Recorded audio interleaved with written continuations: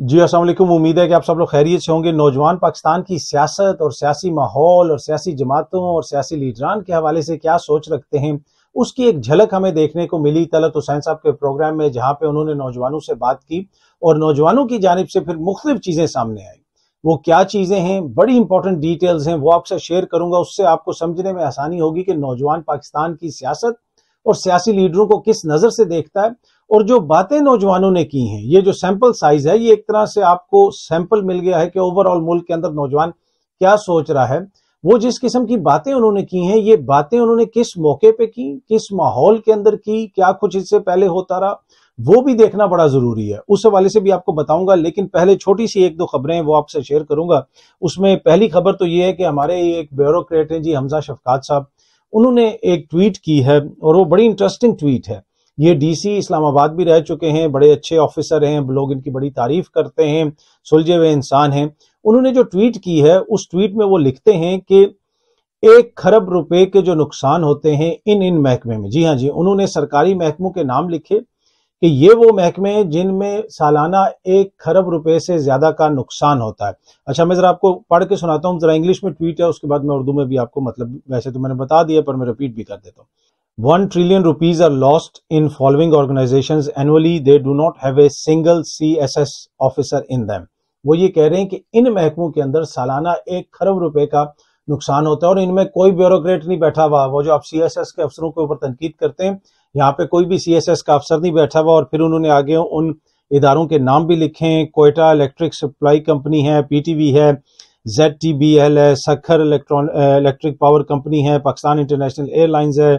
SSGCL है, Pakistan steel mill है, Hesco है, पाकिस्तान स्टेट ऑयल कंपनी है, SNGPL है, पेशावर इलेक्ट्रिक सप्लाई कंपनी है, लेस्को है, आइस्को है, जेनको है। ये सारी कंपनी को उन्होंने नाम लिखे और उन्होंने कहा कि ये वो कंपनियां हैं जो सालाना पाकिस्तान की हुकूमत को 1 खरब रुपए का नुकसान पहुंचाती हैं। यहाँ पे 1 खरब रुपया पाकिस्तानियों का, जी हाँ जी, 1 खरब रुपया सिर्फ इन कंपनियों की नजर हो जाता है। ये इतनी इनकॉम्पिटेंट हैं, लेकिन यहाँ पे तो एक भी CSS अफसर नहीं बैठा हुआ। अब जिधर CSS अफसर बैठे हुए हैं, वहां पे कितनी तरक्की हो रही है वो भी हमारे सामने है, वो भी जो है ना रिकॉर्ड का हिस्सा है। पर एनीवे, उन्होंने ये एक तरह से ये ट्वीट इसलिए की, बताने की कोशिश की कि सिर्फ ब्यूरोक्रेसी के ऊपर जो इल्जामात आते हैं ना कि जी उनकी रेड टेप है, उनका ये है वो है,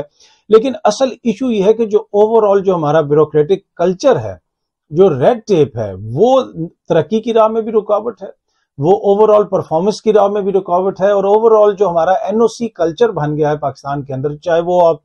तालीम से ले लें, चाहे आप वो किसी जगह पे भी ले लें, आपको अपना माइंड तो अप्लाई करने नहीं दिया जाता ना। और जो मुआशरे तरक्की करते हैं वहां पे सर्टेन लेवल ऑफ फ्रीडम्स होते हैं। जब तक आप certain level of freedom enjoy नहीं कर सकते तो आपका मुआशरा कभी भी तरक्की नहीं कर सकता। उसके अंदर जो तरक्की होगी वो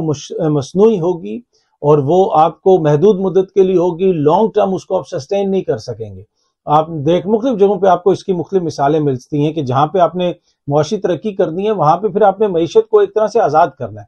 चाइना एक कम्युनिस्ट मुल्क है, पर वहां पे भी आपको फ्री मार्केट नजर आती है। पूरी दुनिया के साथ वो ट्रेडिंग कर रहे हैं। अपने मुल्क के अंदर भी आपने देखे उनकी मुख्तलिफ कंपनियां हैं। ऑल्दो के अगर आप जो कम्युनिज्म का, जिसे आप कह सकते हैं कि प्रिंसिपल उठाएं, क्या उसमें फ्री इकोनॉमी की कोई गुंजाइश है? नहीं, लेकिन आपको बहुत सारे फ्री इकोनॉमी के प्रिंसिपल्स वहां पे नजर आते हैं। और पाकिस्तान जो एक फ्री इकोनॉमी होना चाहिए, यहाँ पे हमें बहुत सारी ऐसी चीजें हैं जिनका फ्री इकोनॉमी से कोई ताल्लुक नहीं, और हम हर चीज को ओवर रेगुलेट करते हैं, हर चीज को आगे बढ़ने से रोकते हैं। पर एनीवे, ये उन्होंने मुख्तलिफ महकमों के नाम लिखे और ये आपका पैसा है, आवाम का पैसा है, जो इन महकमों की नजर हो जाता है। और उसमें इन्होंने तो कहा कि यहाँ पे कोई ब्यूरोक्रेट इसको नहीं चला रहे, लेकिन जो मैंने अर्ज की कि ब्यूरोक्रेसी का जो ओवरऑल कल्चर है वो पाकिस्तान की तरक्की की राह में एक बड़ी रुकावट है। और ये मैं आपको बड़ी जिम्मेदारी से बता रहा हूँ, बड़ी जिम्मेदारी से बता रहा हूँ। मैंने उठना बैठना भी होता है, देखना भी होता है। हर जगह पे एक ऐसा कल्चर बना दिया गया है कि वो आपको हर जगह पे आपके रास्ते में रोड़े अटकाता है, कभी जान के, कभी ना जाने में, कभी वो ट्रेनिंग का इशू है, कभी वो कल्चर का इशू है। जो भी फ्री मुआशरे होते हैं वहां पे आपको इस किस्म का कोई इशू नजर नहीं आता। और यही वजह है कि पाकिस्तान से एक बंदा उठता है, बरतानिया जाता है, अमेरिका जाता है, कंपनी खोलता है, इतने पैसे कमाता है, और लोग कहते हैं जी इतनी मेहनत आप पाकिस्तान में भी कर लें तो आप इतना ही पैसा कमा लेंगे। ये बिल्कुल जो है ना एक सरासर हकायक के मुनाफी बयान है। जो कोई आपको ये कहता है कि इतनी मेहनत जितनी आप मगरिब में करते हैं اتنی آپ پاکستان میں کریں گے تو آپ اتنے ہی کامیاب ہو جائیں گے، آپ کبھی بھی اتنے کامیاب نہیں ہوں گے، اس لیے کہ مغرب میں جو سسٹم ہے وہ آپ کو سپورٹ کرتا ہے، وہ آپ کو اپرچونٹیز دیتا ہے اور وہ آپ کو ساتھ لے کے چلتا ہے۔ وہاں پہ آپ سسٹم کے اگینسٹ جا رہے ہوتے ہیں، آپ نے اگر کوئی ترقی کرنی ہے تو ہر جگہ پہ سسٹم آپ کے آگے جو ہے وہ کھڑا ہوگا، کہیں پہ آپ کو رشوت دینی پڑے گی، کہیں پہ کچھ اور کرنا پڑے گا، تو اس میں سسٹم کا ایک بڑا جو ہے نا وہ جسے آپ کہہ سکتے ہیں فلاڈ ہے۔ اچھا، اب کیا نواز شریف صاحب ہمارے اگلے وزیر اعظم ہوں گے؟ آپ نے دیکھا کہ ہر جگہ پہ اس کا تذکرہ بھی ہو رہا ہے، لوگ یہ باتیں کھل کے کر رہے ہیں کہ جی سسٹم جو ہے وہ بضد ہے، لگ رہا ایسے ہے کہ سسٹم سہولت دے رہا ہے نواز شریف صاحب کو، عدالتوں میں بھی ان کو بڑی سہولتیں مل رہی ہیں، اس قسم کی باتیں آپ میڈیا پہ بھی سنتے ہیں، ہر جگہ پہ اس قسم کی بحث ہو رہی ہے۔ لیکن انسائڈر کچھ یہ کہتے ہیں کہ ہو سکتا ہے کہ نواز شریف صاحب اگلی دفعہ وزیر اعظم کے کینڈیڈیٹ ہی نہ ہوں، جی ہاں جی، وہ وزیر اعظم نہ بنے، اور یہ ایک دو بندوں نے پہلے بھی بات کی ہے، اور اس کے ساتھ ساتھ کچھ لوگ ایسے ہیں وہ یہ کہہ رہے ہیں کہ اگر وہ بن گئے تو پھر یہ سسٹم جو ہے وہ 12 مہینے سے یا 17 مہینے سے زیادہ نہیں چلے گا۔ فیصل واٹا صاحب بار بار ٹی وی کے اوپر اس حوالے سے جو ہے وہ بات بھی کر چکے ہیں، اور بڑے زور دے کے وہ کہتے ہیں کہ اگر نواز شریف صاحب وزیر اعظم بن گئے تو پھر یہ سسٹم زیادہ دیر نہیں چلے گا، زیادہ سے زیادہ وہ کہتے ہیں 12 نہیں تو 17 مہینے چل جائے گا۔ اب خبر یہ ہے کہ یہ سامنے آپ جنگ کی خبر بھی دیکھ سکتے ہیں کہ نون لیگ کی انتخابی کامیابی پر نواز شریف چوتھی مرتبہ وزیر اعظم بن پائیں گے۔ اب انصار عباسی صاحب نے بھی اس حوالے سے کچھ باتیں لکھی ہیں، جس میں بنیادی طور پہ یہ کہا ہے کہ ہو سکتا ہے کہ نواز شریف صاحب جو ہے وہ وزیر اعظم نہ بنے۔ اچھا، یہ باتیں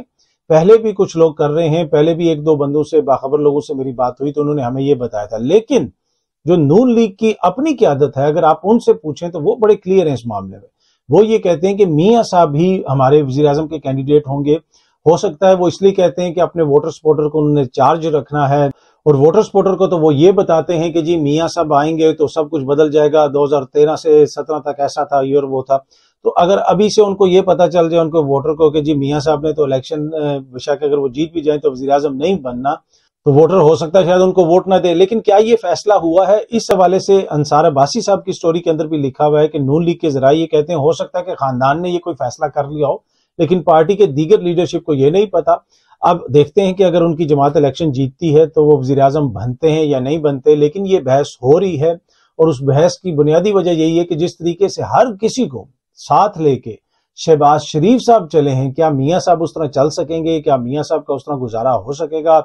دیگر اتحادیوں کے ساتھ، دیگر لوگوں کے ساتھ؟ تو یہ ایک بڑا کوسچن مارک ہے۔ تو یہ کہا جا رہا ہے کہ جی ہو سکتا ہے کہ میاں صاحب جو ہے الیکشن جیتنے کے بعد کہیں کہ جی شہباز شریف صاحب میرے کینڈیڈیٹ ہیں اور شہباز شریف صاحب وزیر اعظم بنیں گے، یا دوسری بات یہ ہو سکتی ہے کہ میاں صاحب الیکشن جیت جائیں، وزیر اعظم بن جائیں اور اس کے بعد کسی اور کو دے دیں، یہ بھی کہا جا رہا ہے۔ لیکن اس میں جو ایک بات ہے، اگر میاں صاحب کی جماعت جیت جاتی ہے تو جو لوگ یہ کہہ رہے ہیں کہ میاں صاحب الیکشن جیتنے کے بعد کیا پتا وزیر اعظم نہ بنے، مجھے وہ ہوتا ہوا نظر نہیں آ رہا۔ اگر الیکشن وہ جیتیں گے تو میاں صاحب نے کسی اور کو پھر وزیر اعظم نہیں بننے دینا، وہ خود ہی وزیر اعظم بنیں گے، اس لیے کہ ووٹ ان کے نام پہ پڑا ہے۔ وہ یہ کہتے ہیں کہ ہماری جماعت پاپولر ہے، تو پھر وہ وزارت عظمیٰ بھی اپنے پاس ہی رکھیں گے۔ دوسرا آپشن ان کے پاس مریم بی بی کا ہو سکتا ہے، پر مجھے نہیں لگتا کہ اس وقت مریم بی بی کو وزیر اعظم بنایا جائے گا۔ یہ خبر تو ہے کہ جی اور اس طرح کی باتیں کی جا رہی ہیں کہ ہو سکتا ہے کہ جی میاں صاحب وزیر اعظم نہ بنے، لیکن ان کے جتنے بھی قریبی لوگ ہیں جن سے ہماری بات ہوئی ہے وہ بھی اس چیز کے اوپر بالکل کلیئر ہیں کہ میاں صاحب نے ہی بننا ہے۔ اور مجھے بھی یہی لگتا ہے ذاتی طور پہ کہ اگر الیکشن نون لیگ جیتنے کی پوزیشن میں آتی ہے تو پھر اگر وہ الیکشن جیت جاتی ہے تو وزیر اعظم پھر نواز شریف صاحب ہی ہوں گے۔ ہاں، اگر کوئی ایسی مخلوط حکومت بنتی ہے کہ جو بہت ہی کمزور ہو، بہت ہی بری حالت ہو، ہنگ پارلیمنٹ ہو، پھر یہ ہو سکتا ہے کہ میاں صاحب جو ہیں پھر وہ وزیر اعظم نہ بنے اور پھر کسی اور کو وزیر اعظم بنا دیا جائے، شہباز شریف صاحب کو وزیر اعظم بنا دیا جائے۔ لیکن اگر وہ اکثریت میں آتے ہیں، وہ واضح اکثریت میں آتے ہیں، تو پھر میاں صاحب خود وزیر اعظم بنیں گے۔ اور آپ یہی دیکھیں گے کہ میاں صاحب کے جو قریبی لوگ ہیں وہ بار بار اس چیز کا مطالبہ کیوں کرتے ہیں کہ جی اکثریت واضح ہونی چاہیے، اکثریت واضح ہونی چاہیے، تاکہ پھر میاں صاحب آرام سے وزارت عظمیٰ سنبھالیں۔ اگر اکثریت واضح نہ ہوئی تو پھر بڑے مسائل ہوں گے، اور پھر شاید ہو سکتا ہے کہ میاں صاحب جو ہے اس طرح وزارت عظمیٰ کا قلمدان نہ سنبھالیں۔ اچھا جی، اگلی جو خبر میں نے آپ سے شیئر کرنی ہے وہ ہے جناب قاضی فائز عیسیٰ صاحب کے حوالے سے۔ پاکستان کے چیف جسٹس ہیں، ان کی 2 گاڑیاں انہوں نے کوئی غالباً کہا ہے کہ ان کو نیلام کر دیا جائے، اور وہ جو اس میں سے جو بھی پیسہ آتا ہے وہ پبلک ٹرانسپورٹ کے اوپر خرچ کر دیا جائے۔ میڈیا بھی اس کو رپورٹ کر رہا ہے، بڑی ڈیٹیل سے رپورٹ کر رہا ہے کہ قاضی صاحب کی جو چیف جسٹس صاحب کی جو 2 گاڑیاں ہیں وہ بڑی لگژری گاڑیاں ہیں، ان کو بیچ دیا جائے، اور جو ہے اس کا جو پیسہ ہے، جس طرح یہ سامنے آپ دیکھ بھی سکتے ہیں کہ چیف جسٹس کو دی گئی شاہانہ گاڑیاں نیلام کی جائیں گی۔ 2020 میں خریدی گئیں 61 ملین کی مرسیڈیز بینز نیلام کی جائے گی، نیلامی سے حاصل رقم پبلک ٹرانسپورٹ پر خرچ کی جائے گی، یہ ساری باتیں ہیں۔ اب یہ اچھی بات ہے جی، گاڑی اگر وہ بیچنا چاہتے ہیں اور پبلک ٹرانسپورٹ کو پیسہ دینا چاہتے ہیں ٹھیک ہے دیں، لیکن یہ گاڑیاں خریدی کس طرح؟ اب یہ بیچیں گے، اگلا آ کے خرید لے گا، اس سے اگلا آ کے بیچ دے گا، اس سے اگلا آ کے خرید لے گا۔ تو یہ دیکھیں اس طرح تو ملک اور ملک کے نظام نہیں چلتے۔ آج تک ہم نے کبھی خبر نہیں پڑی برطانیہ کے اندر کہ برطانیہ کے چیف جسٹس نے کہا کہ یہ میری گاڑی یہ بیچ دیں یا وہ بیچ دیں۔ دیکھیں اصولوں پہ، قاعدے پہ، قانون پہ، آئین کے مطابق چیزیں چلتی ہیں۔ اگر ہر شخصیت نے اپنی مرضی کے مطابق چلنا ہے، کوئی وزیر اعظم آئے گا تو وہ کہے گا میں بھینسیں بیچ دوں گا، کوئی آئے گا تو وہ میں گاڑیاں بیچ دوں گا، اور یہ اور وہ عمران خان صاحب نے بھی بیچی تھیں گاڑیاں، آپ کو یاد ہوگا بہت ساری گاڑیاں بیچی تھیں، تو اس کا کیا فائدہ ہوا؟ تو یہ جب تک نظام مضبوط نہیں ہوگا، نظام کے اندر قانون کی عملداری نہیں ہوگی، تب تک ان باتوں سے کوئی فرق نہیں پڑے گا۔ یہ ایک سننے کو دیکھنے کو تو اچھا لگتا ہے، ہو سکتا ہے کہ فیل گڈ فیکٹر بھی آ جائے تھوڑی دیر کے لیے، لیکن یہ تب تک یہ چیزیں حل نہیں ہوں گی جب تک اس نظام کو آپ بہتر طریقے سے نہیں چلائیں گے اور عوام کے لیے نہیں چلائیں گے۔ جب تک آپ اس کو عوام کے لیے نہیں چلائیں گے، چاہے وہ چھوٹے سے چھوٹا آفس ہو ملک کا، چاہے وہ ملک کا بڑے سے بڑا آفس ہو، وہ عوام کے لیے ہونا چاہیے، عوام کے لیے چلنا چاہیے۔ جن آفیسز کو دیکھ کے، جن بلڈنگز کو دیکھ کے بندے کو لگتا ہے کہ یار یہاں پہ تو ہیبت طاری ہو جاتی ہے، یہ اتنی بڑی بلڈنگ میں ادھر پارلیمنٹینئرز ہمارے کیا کر رہے ہوں گے، کس طرح ہوگا، کیا وہ عام بندے کے وہاں پہ ان عمارتوں میں مسائل حل ہو سکتے ہیں؟ اور آفیسز دیکھ لیں، اے سی ڈی سی کمشنرز کے گھر دیکھ لیں۔ ابھی وہ جو ہم نے پہلے سٹوری کی کہ جناب کسی بھی اس کمپنی کا کوئی C S S officer in charge نہیں ہے جو کھربوں روپے لوز کر رہے ہیں اور کئی سالوں سے کر رہے ہیں، لیکن اس کے دوسری طرف اگر آپ سی ایس ایس جو افسر کر کے آتے ہیں ان کے گھر دیکھیں، کہ ڈی سی کا گھر دیکھیں، اے سی کا گھر دیکھیں، ریلویز میں افسران کے گھر دیکھیں، ایون آپ پی ٹی وی کو دیکھ لیں۔ میں نے پہلے بھی یہ بات کی تھی کہ پی ٹی وی کے آفس میں ایک دفعہ گیا، غالباً وہ کنٹرولر نیوز کا روم تھا یا کسی کا روم تھا، ہمارے ان کے ایک بندے کے ایک آفیسر کا، تو ڈائریکٹر نیوز وغیرہ بھی نہیں، اس سے نیچے وہ کوئی آفس تھا، وہ اتنی بڑی آفس سپیس تھی کہ اس کے اندر بی بی سی کے 4 ایگزیکٹو جو ہے وہ بیٹھ جاتے ہیں، 4 ایگزیکٹو بی بی سی، وہ بی بی سی جس کا سالانہ کھربوں روپے یعنی اربوں ڈالر کا بجٹ ہے، اربوں ڈالر۔ ہم نے 1-2 ارب ڈالر لینے ہوتے ہیں تو پوری قوم کی جو حالت ہوتی ہے وہ ہمارے سامنے، اور دوسری طرف بی بی سی جیسا ادارہ جو اربوں ڈالر سالانہ خرچ کرتا ہے وہ ادارہ، اس کے آپ آفیسز میں جائیں تو ایک فلور پہ جناب ایک کرسی لگی ہوگی، ایک میز لگا ہوگا، ایک بندہ بیٹھا ہوگا، پتہ چلے گا کہ اس کے نیچے جو ہے وہ 100 ملین ڈالر کا بجٹ ہے، 100 ملین پاؤنڈ کا بجٹ ہے، وہ پورا ریجن وہ دیکھ رہا ہے۔ تو ان کے آپ کو اندازہ ہی نہیں ہوتا کہ یہ جناب اتنے بڑا نظام وہ چلا رہے ہیں۔ تو اتنی سی جگہ میں نے جس طرح کی کہ آپ بی بی سی کو چھوڑ دیں، برٹش پارلیمنٹیرینز کے جگہ چلے جائیں، وہاں پہ آپ کو نظر آئے گا کہ بہت سارے جناب وہ ان کے وزراء یا کس طرح کے ان کے اتنے چھوٹے چھوٹے آفیسز ہوتے ہیں، اتنے آفس میں ان کے 4 وزراء کے آفس آ جائیں۔ 10 ڈاؤننگ اسٹریٹ میں جن اس میں جگہ پہ ہو رہی ہوتی ہے، میٹنگز ہو رہی ہوتی ہیں، اور اس کے برعکس جہاں پہ ہمارا حکمراں طبقہ ملتا ہے، جو میٹنگز ہو رہی ہوتی ہیں، جو کھانے ہو رہے ہوتے ہیں، وہ مجھے تفصیل میں آپ کو بتانے کی ضرورت نہیں۔ پر اینی وے کہنے کا مقصد یہ ہے کہ گاڑیاں بیچیں یا نہ بیچیں، نظام مضبوط ہو، نظام عوام کے لیے چلایا جائے، تبھی یہ سسٹم ٹھیک ہوگا۔ ادروائز یہ ہیڈ لائنز تو بنیں گی، اور جو ادارے جب تک چیف جسٹس صاحب ہیں ان کو خوش کرنے کے لیے اس کے لیے بڑی بڑی ہیڈ لائنز لگائیں گے اس خبر کی اور وہ کریں گے، لیکن اس نظام کو اوور آل دیکھنے کی ضرورت ہے۔ اور وہ کس کو دیکھنے کی ضرورت ہے؟ وہ لوگ جو نظام بناتے ہیں، جو سیاسی جماعتیں ہیں، وہ آ کے منشور بناتی ہیں، وہ آ کے قانون سازی کرتی ہیں۔ دیکھیں نا، انہوں نے نیب کے قوانین میں تبدیلی کی، ای وی ایم کا جو ہے قانون تھا اس میں تبدیلی کر دی، اوورسیز پاکستانیوں کے ووٹ کا حق واپس لے لیا، یہ سب کچھ تو انہوں نے قانون سازی کر لی، لیکن جہاں پہ کوئی اور بات ہو وہ کہتے ہیں جی ہمارے ہاتھ بندھے ہوئے، وہ نہیں کرنے دیتا، یہ نہیں کرنے دیتا، جہاں پہ انہوں نے کرنا ہو وہ سب کچھ کرتے ہیں۔ اچھا، میں وہ آتا ہوں نوجوان کیا سوچ رہے ہیں، طلعت حسین صاحب کے پروگرام میں انہوں نے کیا باتیں کی اس کی طرف میں آتا ہوں، لیکن اس سے پہلے چھوٹا سا ذکر کرنا چاہوں گا جو COP28 جو کلائمیٹ چینج کے حوالے سے، موسمیاتی تبدیلیوں کے حوالے سے جو کانفرنس ہو رہی ہے، اس میں ہمارے وزیر اعظم صاحب بھی موجود ہیں، وہ آپ کو پتہ ہے بین الاقوامی دوروں پہ ہیں۔ اب وہ پہلے جب سے وہ آئے ہیں وہ کتنے دورے کر چکے ہیں، ان دوروں کے اوپر کتنا خرچہ آتا ہے، وہاں پہ جانے میں کتنے ہمارا کاربن فٹ پرنٹ بنتا ہے، یہ بھی ایک چیز ہے کہ جناب وہ جو موسمیاتی تبدیلیوں کے حوالے سے جو کانفرنس ہوتی ہے اس میں جو دنیا بھر سے لیڈرشپ آتی ہے، کوئی پرائیویٹ جیٹس پہ آ رہے ہیں، کوئی کس پہ آ رہے ہیں، تو اس کی وجہ سے کتنی کاربن امیشنز ہوتے ہیں، کتنا نقصان ہوتا ہے۔ اور جو پاکستان جیسا ملک ہے وہاں پہ ہمارا بنیادی مسئلہ تو روٹی کا ہے، ہم تو روٹی کپڑے مکان میں پھنسے ہوئے ہیں، تو ہمارے وزیر اعظم کا وہاں پہ جانا کتنا ضروری تھا، کیا وہ ان کے بغیر وہاں پہ نہیں ہو سکتا تھا؟ اس لیے کہ جب وزیر اعظم جاتے ہیں تو ان کا جانے کے اوپر خرچہ بھی ہوتا ہے. وہ پہلے کتنے دورے کر چکے ہیں. وہ غالباً یہ پاکستان کی تاریخ کے واحد نگراں وزیر اعظم ہیں جنہوں نے اتنے غیر ملکی دورے کیے ہوں گے. مجھے نہیں لگتا کہ اس سے زیادہ کسی بھی وزیر اعظم نے, نگراں وزیر اعظم نے اتنے غیر ملکی دورے کیے ہوں گے. آپ کو یاد ہوگا کہ نیو یارک, پیرس, لندن, سعودی عرب, چائنا, تو وہ دنیا بھر کے وہ دورے کر رہے ہیں. اور اب یہ بھی دورہ ہو رہا ہے, اس پہ کتنا خرچہ آئے گا مجھے نہیں پتا. تو یہ 2 گاڑیاں بیچنے سے اس ملک کے معاملات حل نہیں ہوں گے. جس طرح میں نے پہلے بھی کہا کہ اوور آل ایٹیچیوڈ میں تبدیلی کی ضرورت ہے, وہ ایٹیچیوڈ اپنانے کی ضرورت ہے, اور وہ سارا نظام دیکھنے کی ضرورت ہے جس نظام کے اندر جناب یہ سب کچھ چیزیں اس طرح ہوتی ہیں کہ کسی کی منشا سے گاڑیاں خرید لی جاتی ہیں اور کسی کی منشا سے بیچ دی جاتی ہیں. جو ذاتی خواہشات اور ذاتی چیزیں ہیں وہ نظام کے تابع ہونی چاہیے. جب نظام ان کے تابع ہو جائے تو پھر وہاں پہ مسائل پیدا ہوتے ہیں. تو اچھا, اب آخر میں ملک کا نوجوان کیا سوچ رہا ہے. طلعت حسین صاحب نے ایک پروگرام کیا, وہاں پہ مختلف نوجوانوں سے انہوں نے بات کی. نوجوان آتے گئے اسٹیج کے اوپر, اپنی انہوں نے بات کی. ان کے سوالات, ان کی چیزیں سن کے, ان کی باتیں سن کے آپ اندازہ لگا سکتے ہیں کہ اس وقت ملک میں نوجوان کیا سوچ رہا ہے. ان کے جو سوالات تھے, الیکشن کیسے ہوں گے, الیکشن صاف اور شفاف کیسے ہوں گے, اس کے اوپر انہوں نے بات کی. انہوں نے کہا جی آپ نوجوانوں کے رائٹس کی بات کرتے ہیں. وہاں پہ ایک بچی نے کہا کہ پہلے ہمیں ووٹ دینے کا حق تو دے دو. آپ نے تو 16 ماہ جو ہے وہ انتخابات نہیں ہونے دیے ادھر 2 صوبوں کے اندر. جب 16 ماہ آپ کی حکومت تھی اور جب انتخابات کا ٹائم آیا 2 صوبوں میں آپ نے انتخابات نہیں ہونے دیے, تو آپ ہمارا باقی رائٹ کس طرح دیں گے. ایک نوجوان نے کہا کہ آپ نے ہمیں روٹی, کپڑا, مکان میں پھنسایا ہوا ہے. یہ تو وہ بنیادی چیزیں جو ریاست نے دینی ہوتی ہیں. آپ نے ہماری سوچ اتنی محدود کر دی. آپ ہمیں آگے نکالیں, ہم کوئی ریسرچ کریں, دنیا میں اپنا نام بنائیں. ہم تو روٹی بھی کے پیچھے پڑے ہوئے. جو اب جس ملک میں سیاسی جماعتیں ابھی بھی روٹی بانٹ رہی ہیں یا روٹی بیچ رہی ہیں اور روٹی کی امید دلا کے ووٹ لے رہی ہیں, اس ملک کی ترقی کی حالت آپ کا اندازہ آپ خود لگا سکتے ہیں. یہاں پہ باقاعدہ بریانی دے کے ووٹ لیے جاتے ہیں, تو پھر اس ملک نے ترقی کیا کرنی ہے. اچھا, اور بھی جو انہوں نے بات کی کہ نواز شریف صاحب کو اگر آپ نے حکومت دینی ہے, یہ جو تاثر قائم ہو رہا ہے, پھر الیکشن کروانے کا کیا فائدہ, اس پہ پیسے خرچ کرنے کا کیا فائدہ. انہوں نے کہا کہ جو ووٹ کا بنیادی حق ہے, پہلے آپ ہمارا وہ حق دیں, پھر باقی نوجوانوں کو آپ چیزیں جو دیں گے وہ بعد کی بات ہے.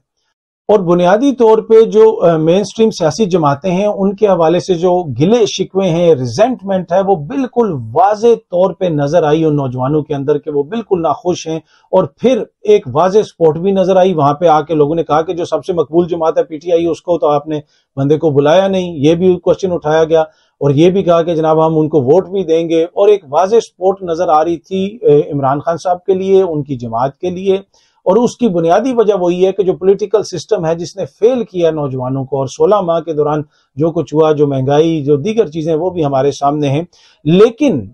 ابھی بھی پی ٹی آئی کی اتنی سپورٹ, ابھی بھی عمران خان صاحب کے حوالے سے وہ جو پازیٹیو وائب نوجوانوں کے اندر ہے, جو نوجوان بات کر رہے ہیں, یہ بڑی امپورٹنٹ اس لیے ہے کہ دیکھیں ان کی حکومت نے بھی کوئی نوجوانوں کے لیے بہت کچھ ڈیلیور تو نہیں کیا نا. ہاں, کچھ چیزیں ہوئی تھیں جی, صحت کارڈ وغیرہ تھا,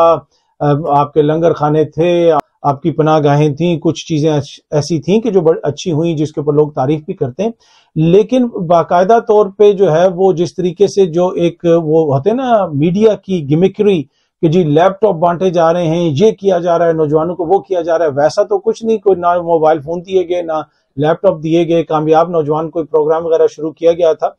لیکن اس کارکردگی سے زیادہ جو فیلئر ہے دوسری پولیٹیکل پارٹیوں کا, اور یہ جو تاثر ہے کہ جناب وہ بار بار آتی ہیں اور بار بار سسٹم کے اندر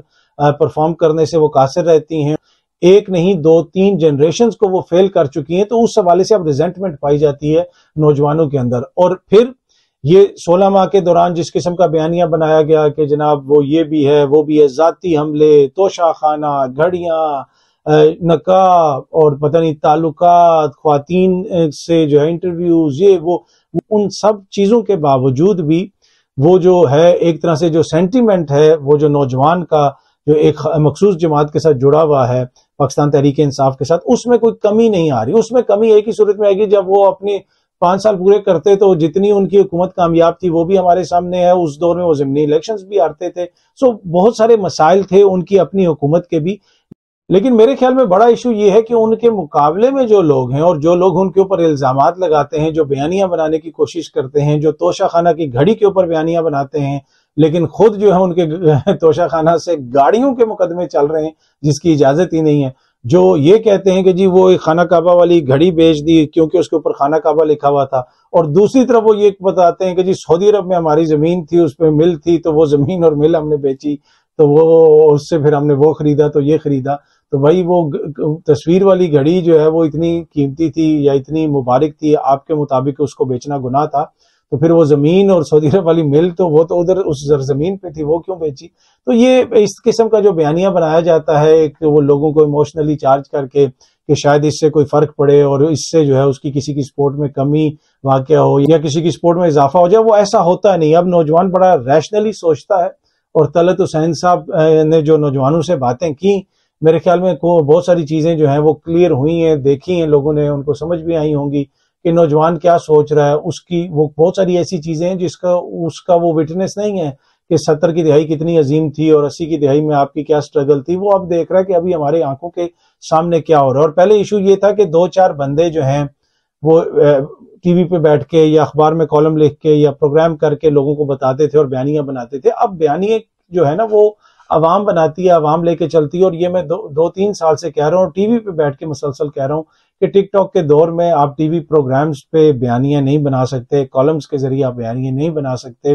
ایک کسی میڈیم کے ذریعے آپ بیانیہ نہیں بنا سکتے۔ لوگ دیکھتے ہیں، مختلف سورسز سے وہ انفارمیشن کنزیوم کرتے ہیں اور اس کے بعد وہ اپنا ذہن بناتے ہیں۔ پر اینی وے یہ جو ہے جو طلعت حسین صاحب نے پروگرام کیا ہے وہ سوشل میڈیا کے اوپر وائرل ہوا ہے، اور میرے خیال میں اس سے بالکل واضح ہے کہ کس کی کتنی سپورٹ ہے، اور وہ سیاسی جماعتیں جو یہ کہہ رہی ہیں کہ ہم اگلی حکومت بنائیں گے اور ہم بڑے پاپولر ہیں، ان کے حوالے سے وہاں پہ کتنی سپورٹ نوجوانوں نے شیئر کی، یہ آپ طلعت حسین صاحب کے پروگرام میں دیکھ سکتے ہیں۔ ہو سکتا ہے کہ اگر کہیں پہ کسی نے کی ہو، وہ میری نظر سے نہ گزری ہو، تو طلعت حسین صاحب آنے والے دنوں میں شاید وہ بھی کوئی پروگرام ریلیز کریں اور پروگرام کا کوئی اگلا حصہ ہو، لیکن ابھی تک جو ہم نے دیکھا وہ آپ کے بھی سامنے اور میرے بھی سامنے ہے۔ بہت جلدی آپ سب دوستوں سے دوبارہ ملاقات ہوگی۔ Thank you so much.